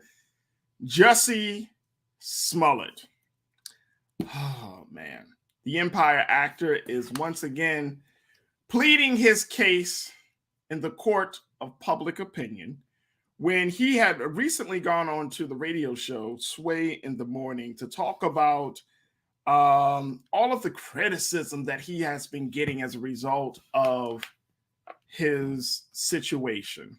He gets mad at people for not believing that all that he went through, the racial attack that he talked about, was still seen as a hoax. He can't believe it. And more importantly, he says that as a result of that so many people that he thought would be riding with him, his real friends, he's now seeing as they're in their true light. He said it on Sway in the Morning. Let me just share with you this quote, Ariel. Let's post the Mr. Smollett's quote. He said, during the interview with Sway, he also shared advice a friend gave him a few years ago. He said, you may look at everything now and think that this is bad. Someone close to the actor observed. He said, you needed to mow the lawn so you can see all the snakes in your grass. He said, this is what Jussie said. He said, I do hold some people accountable for the things that they said, for the things that they did, for the ways that they reacted, because half of those people should have picked up the fucking phone and called me because they had my number, and they didn't. I hold the people that went out there and said shit. I hold them to something, and not the people that don't know me, but the people that do know me. Fuck out of here. Y'all know better than that. And y'all did that. That was some PR bullshit. And you know who you are. And I will not name names, and I love everybody, but I don't like everybody. That's Jussie Smollett showing how mad he is about the situation. Sinead, good to... Man. What is going... What? Just let it go. It's sometimes, it's best to say nothing, right? And I think, let me tell you, and this is really funny, I take a lot of my advice literally by watching a very successful businesswoman by the name of Beyonce Giselle Knowles-Carter. The pundits are going to talk either way. Right. And the more you give them something to talk about, the more money they'll make, and the more it seems valuable to respond to all your responses and create new headlines for you to get upset about, for them to make another new headline, and the money still circulates, Sometimes it's best to just say nothing, because the only truth that matters is the truth of God. You believe in what you believe in. Those focus less on those who aren't standing by you and focus on those who do. I mean, I will never place my judgment. The story has always sounded interesting, for lack of better words. But Jussie, I hope, again, learning lessons. I hope he learned something from the entire situation. And also, he had said this on Sway, he held himself accountable for his ego. Because even when it came out and when everybody was on your side, you were flaunting, I'm the gay Tupac and all that crazy. You have to be careful. You have to be careful what comes out of your mouth, because, it ain't over until it's over. And even when it's over, it can be resurrected. We all know that. I'm tired of hearing about Jussie, or as Dave Chappelle would say, Jussie Smollett. I thought that was very funny that Dave Chappelle said that. But what I think is important, in my opinion, is what are you doing now? I think he just produced a movie on BET. I think he's doing focus, and that's what you have to take. And I know you know this, Farajii, because you're in the media. When they throw them questions at you, you gotta know how to redirect and go right to what you're doing. Come on, man. It's like you got the worst. You got the worst publicists. Yeah. No, seriously. What we're seeing with Jussie Smollett is exactly what we were just talking about. When you have the wrong people around you, somebody got to tell Jussie, like, man, look, you may believe that this is the situation, but the people don't believe it. Stop talking about it, because you're going to look crazier and crazier. You know what I'm saying? I wonder, look, man, when you're a celebrity, get some people that you grew up with around you, not the people that you meet while you're at a successful or high moment in your life. Get the folks that are like, that's when you need people, that's when you need those real friends to be like, yo, you sound crazy, bro. Man, stop that shit, man. Chill out. Chill out, man. Move on. People have moved on. You keep bringing it up, and you're going to keep being fodder. People are going to keep laughing at your pain, bro. Move on. You know what I'm saying? Like just, and I'm, come on, man. Come on, man. Stop doing it, Jussie. Jussie, stop doing this to yourself. And the sad part about it, we really have moved on. After that last trial, after he came out of prison, we stopped talking about it. Then I came across this and I was like, oh boy.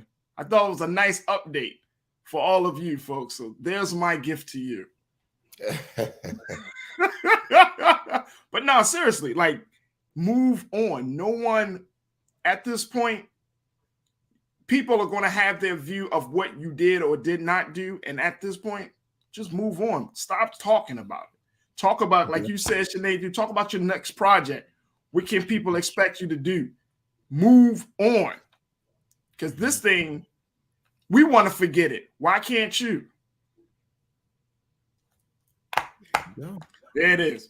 Look, up next, we're going to take another pause. When we come back, quick pause. When we come back, let me tell you about what some things that are trending right now. Stay with us. It's Trends Posting doing the most up next here on The Culture.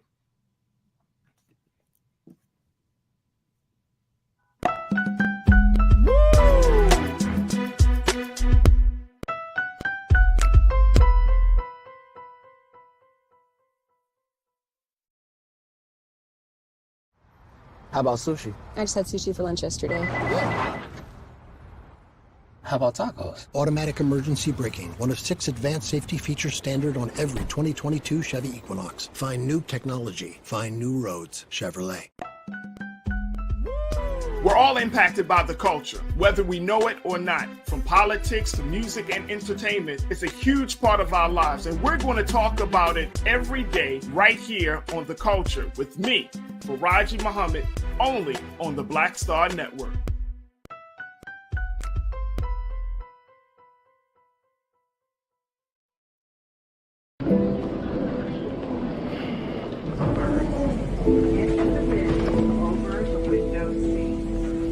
These are the only bins that will accommodate larger overboard.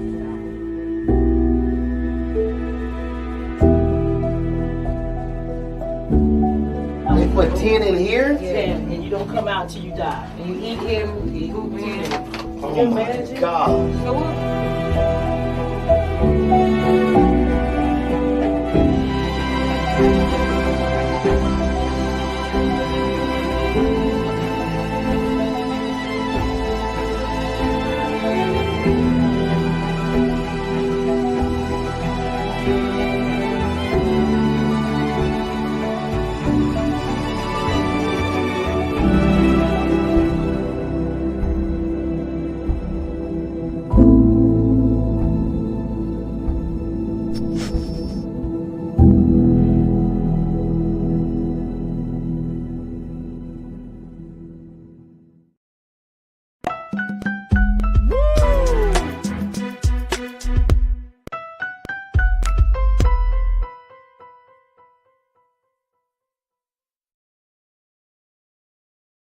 All right, folks, it's time for Trends, Posts, and Doing the Most, and telling you what some of the big trending topics that are happening on social media right now. Very quickly, folks have been talking about Deshaun Watson. Of course, this is the Browns quarterback who has recently been traded from the Houston Texans. He has reached a confidential settlement in 20 of 24 civil lawsuits alleging sexual misconduct. Now, according to the Houston attorney Tony Busby, who represents each of the 24 accusers, all of those 20 cases have been settled, and they are working on the paperwork. According to Mr. Busby, he said once they're working through the paperwork related to those settlements, once they have done so, those particular cases will be dismissed. The terms and amounts of the settlements are confidential, and there will not be any further comment on the settlement on those cases. Now, one of the cases that has yet to be settled is Miss Ashley Solis's case. She is the first accuser, the original accuser of Deshaun Watson. Deshaun Watson is being accused of sexual misconduct and setting up a whole system where he asked women to come into, he flew women out to his residence in Houston and asked them for personal massages. And during those course of those massages, sexual misconduct allegations started to come out as he was, as women have said, that he had done everything to reveal himself, to rubbing up against the women while massages were taking place, to even going as far as doing self-pleasure while he was getting the massage. Now, Mr. Watson is also subject to potential penalty from the NFL, with Commissioner Roger Goodell still working through a probe into any potential wrongdoing by him, who could be hit with a substantial suspension if reports of Mr. Goodell's intent to deliver a 1-year ban are accurate. Now, again, the other thing about Deshaun Watson is that he signed a $230 million deal with the Cleveland Browns as part of that trade. And many people have said, what about the women? Real quick, you do the work of diversity, equity, and inclusion. How do you handle a situation like this? 20 out of 24, 4 cases still out there. Sinead, how can this be resolved, or at least what can be done to ensure that these women's voices are heard and that justice is done? My heart goes out to those women because it's unfortunate, and there's always this notion where people will say, well, he was flying you out, shouldn't you know? I mean, come on. No means no. That's first of all. That's very important. I feel terrible for them because of the pain that they're going through. And what I have to say is, let this be a lesson to many of people that we have to be careful in our movements. We have to be careful in the things that we expect to do. And if to many other affluent folks, you're inviting somebody over for a massage or whatever, and you have other intentions, it will behoove you to let that be known and maybe get something on paper, right? Yeah. Very, very important.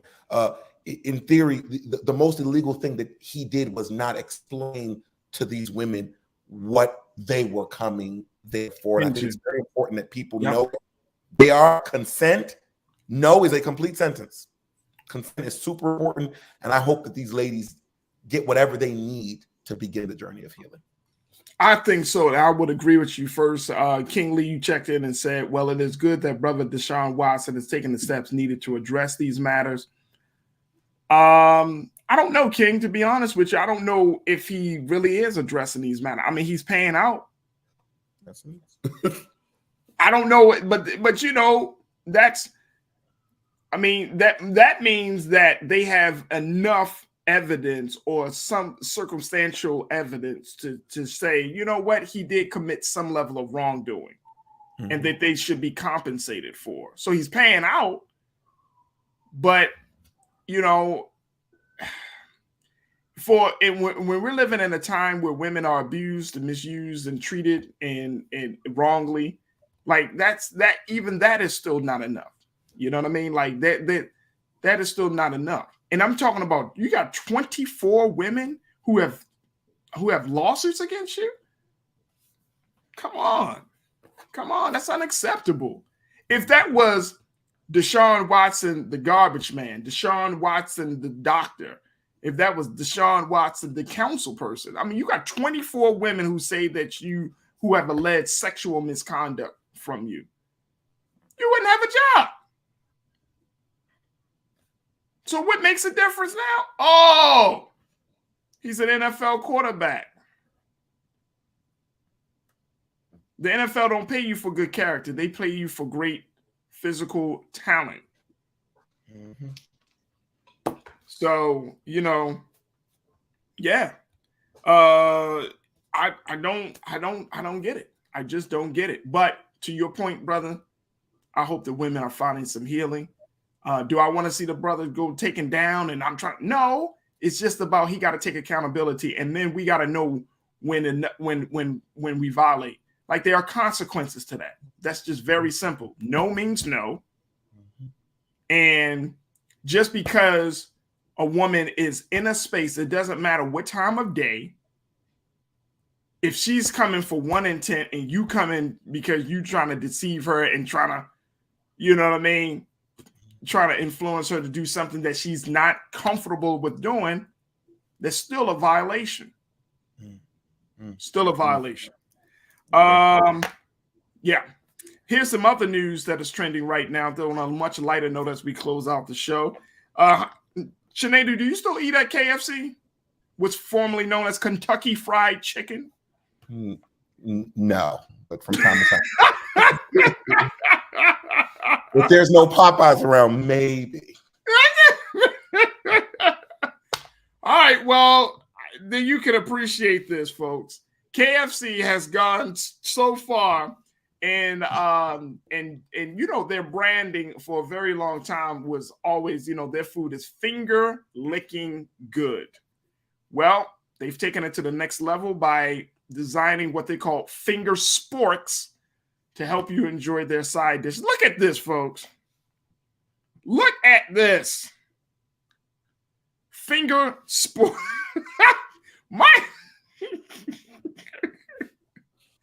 Finger Sporks, the innovative eating utensil, is free for anyone who orders a KFC Sides Lovers Meal. When did forks become so cumbersome that we can't even hold a fork? Like, do we get a fork and we like, I can't grip it. F it. Pop it on a finger. What? We can't even hold the fork? What's wrong with this? Is this hard to do? It's just like, why should they got this? You got this. You know my background and my family from Africa, so certain things we can talk about forks and sports. Hey, Sinead, this is offensive to. Look, I can get using hands. It's either hands or utensils, but a spork that you pop on your finger. Come on, bro. Like, this is harder. Like, I know people that I can't even get, bro, this is harder. Like, can you imagine eating corn with this? You just like, you're gonna look dumb. Yeah, girl, that's crazy. That's crazy, girl. You look crazy. The mashed potatoes, you know how the mashed potatoes get, you get a little harder. So what do you say to your children? Don't eat with your hands. You say don't play with your food. It's like you playing with your food. Don't play with your food. Here you doing this. Mommy, what are you doing? I'm staring. Thank God they don't sell soup there. Could you imagine? Hey, Ariel, post that. Just post it. Look how small the fork is. Like, you can get like 3 kernels of corn on that. Ariel, please show me that. It must be good. Look at that. Like, oh, wait a minute. 1. You can literally count how many kernels of corn you can get on that. 5. Boom. You get 5. You get 5 kernels of corn. Yeah. You should be finished that meal in a day and a half. I hate to say it, but if you pay attention to that picture, you see the color of the hand in which is holding said finger spork. And that's my take. Ariel, show us the picture again. This is what they tell me. And I mean, you giving this, I can see you do this for like children, but for adults, I better not see one person. Man, yo, I better not see one person coming out with KFC like, man, I got them sporks, man. Finger sporks. let me eat this food real quick. Hold on, yo. See what I'm saying? This is the company that is doing the most. The final point. Who was complaining about using utensils? You know who was complaining. Who was complaining? Nobody. No, seriously. Who was complaining? Who wrote KFC? Who put it on the back of their customer survey and say, and guess what? Guess what, KFC? I don't appreciate you passing me side orders with a fork. I'd rather have something that I can use on my fingers because my hands can't take that type of pressure. I'll tell you what, Farajii. KFC, if you don't know what to do with your money, there are 4 HBCUs in the state of Maryland that would love to use some of that funding that y'all did for that marketing and production. Y'all would do something palatable for people. This is when a company has too much money to burn or something. Give it to us. We'll make good use of it without using your hands. There you go. All this is goes to one account to the other. No, man, this is some. Rashida said, well, this is one way to lose weight. Yeah, because it will take you 3 days to get through a side order. Be like, okay, let me get this. Yeah. Like, yo, final point, I gotta say though, imagine going to a date, having a date, and your date says, baby.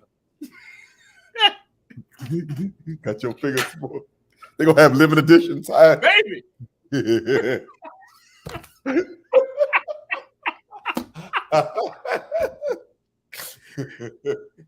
Ladies, the man pulls out the sport. You know how you open up the bag and you just dump everything on the table and you looking past the spork and like, I see you got these baby forks. Where's the utensils? That is the utensils, baby.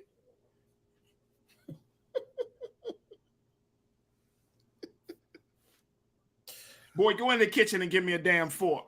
There you go. Give me a damn fork. Rodney, get me a damn fork. Baby, I thought this would be fun.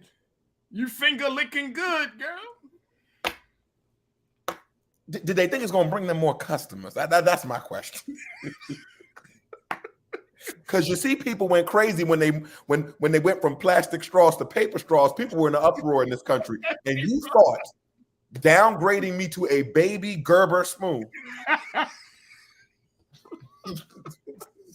I tell you, boy. I tell you. KFC. I needed that laugh. KFC. Invest your money with Black Star. There you go. Invest it with Black Star KFC. Come on over here. We run a couple ads for you. Invest your money over here with the people. We just want the ads with people using utensils, but invest your money with Black Star. Please. Oh my gosh. Man, oh man, there it is. All right, folks. That's it for Trends Posting Doing the Most. Shanadu, always good to hear from you, brother. Thank you so much for checking in. Man, it's a pleasure to be here. Thank you so much for the time, brother. Absolutely. Thank you for being so good for the culture. Yes, sir. Oh, family. All right, family. That's going to do it for me. I'm sorry. Woo! I think I am going to go to KFC just to get the sports, man. I got to see how small. They look small. They like child size. What is that? Anyway, thank you so much for tuning in, folks. We want to thank our very special guest, Dr. Gerald Horn, for joining us today.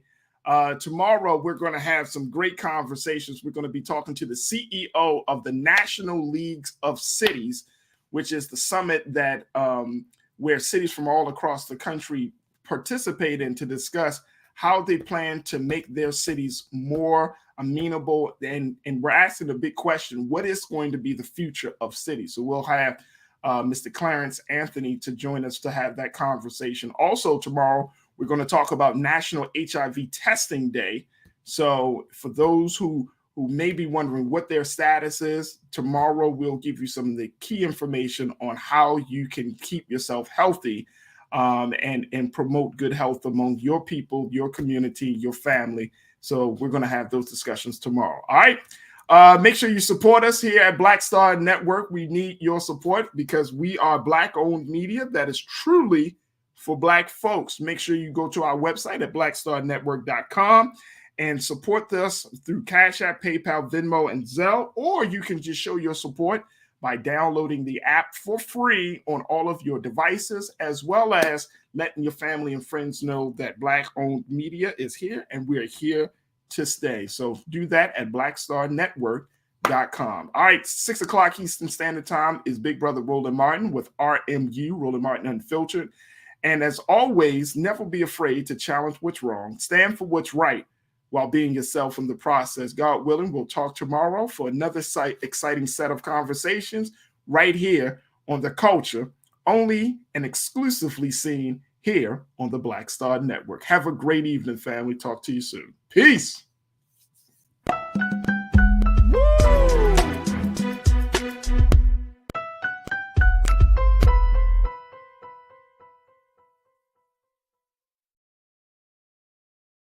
iPhone 13 on us for every customer. Current, new, everyone. To show the love. How about sushi? I just had sushi for lunch yesterday.